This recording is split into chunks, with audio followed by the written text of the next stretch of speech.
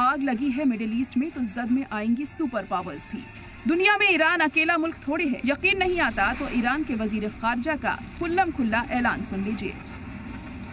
And they are actively helping you in this war. So I'm going to understand that to mean yes, that they are actively assisting you in this war.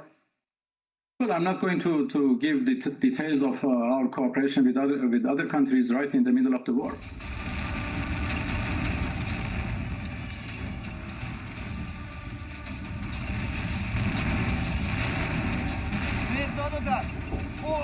अमेरिकी Israel हमले में Iran को बड़ा नुकसान हुआ है, लेकिन Iran के हमले से पूरा मिडिल ईस्ट दहल गया है।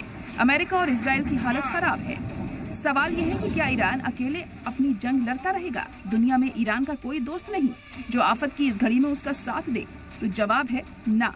ईरान के साथ सामने से नहीं, पर्दे के पीछे से ही सही। ईरान को हथियार देने वाला, ईरान को अमेरिकी एयरबेस पर गिराने के लिए बम देने वाला, ईरान को जंग में टिकाए रखने के लिए सहारा देने वाला। ईरान के साथ खड़ा है रूस। ईरान का साथ दे रहा चीन। रूस, चीन और ईरान के बीच ये टाइम टेस्टेड फ्रेंडशिप है, लेकिन जंग में रिश्ते पहले से की गई दोस्ती के आधार पर तय नहीं होते। मौके की नजाकत तय करती है जंग के वक्त का याराना। रूस और चीन ईरान का साथ क्यों देंगे, पहले इसे समझते हैं। रूस चाहता है कि अमेरिका मिडिल ईस्ट में लंबे वक्त तक फंसा रहे। इसका फायदा रूस को यूक्रेन में जंग में जीत के तौर पर हासिल हो सकता है। ये ज़ेलेंस्की को मिल रहे अमेरिकी हथियार हैं जिन्होंने अब तक पुतिन को यूक्रेन में रास्ता रोक रखा है। मतलब अमेरिका और यूरोप ईरान में उलझ गए तो रूस के लिए मिशन यूक्रेन आसान हो जाएगा। रूसी वजीर खारजा सरगेई लावरोव ने कह दिया है कि मिडिल ईस्ट में बढ़ते तनाव के बीच ईरान के खिलाफ किसी भी अमेरिकी इजरायली फौजी मिशन को नामुमकिन बनाने के लिए मॉस्को हर मुमकिन कोशिश करेगा। रूस के इस स्टैंड से पिक्चर बिल्कुल क्लियर है कि ईरान मजीद मजबूत होता रहेगा।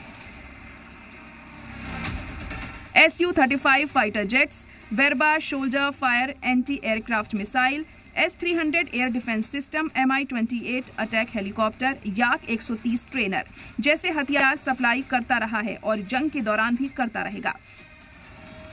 फिलहाल तो यही सीन दिख रहा है, लेकिन चीन क्यों ईरान को जंग में साथ देकर अमेरिका से दुश्मनी मोल लेगा?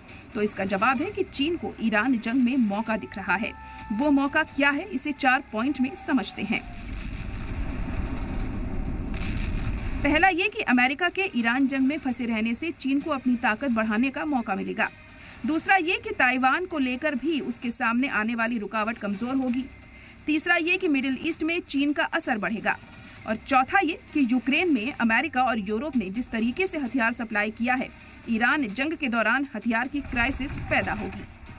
तो ईरान के जलते रहने में इनडायरेक्ट फॉर्म से रूस और चीन दोनों को फायदा है, और यही फायदा तीसरे वर्ल्ड वॉर की वजह बन सकता है। वो कैसे? तो रूस और चीन का ईरान जंग में किरदार की बात सामने आते ही ट्रंप का बौखलाना तय है। ट्रंप यूक्रेन जंग को रुकवाने में नाकाम रहे हैं तो इसकी चिढ़ भी है। लिहाजा ईरान जंग रूस और अमेरिका के आमने सामने की वजह बन सकती है। ऐसा ही चीन के साथ भी हो सकता है। चीन अमेरिका का सबसे बड़ा राइवल है और ट्रंप ईरान में चीन के दखल को किसी भी कीमत पर बर्दाश्त नहीं करेंगे। नतीजा ये हो सकता है कि ईरान जंग के बहाने अमेरिका और चीन एक दूसरे के आमने सामने आ सकते हैं। यहाँ ये बात ध्यान रखने वाली है कि चीन ईरान को सीधे हथियार बेचना 2005 के बाद बंद कर चुका है, लेकिन ईरान को ड्रोन के इंजन, रडार और इलेक्ट्रॉनिक पार्ट्स हजारों टन सोडियम पर क्लोरेट भेजता रहा है।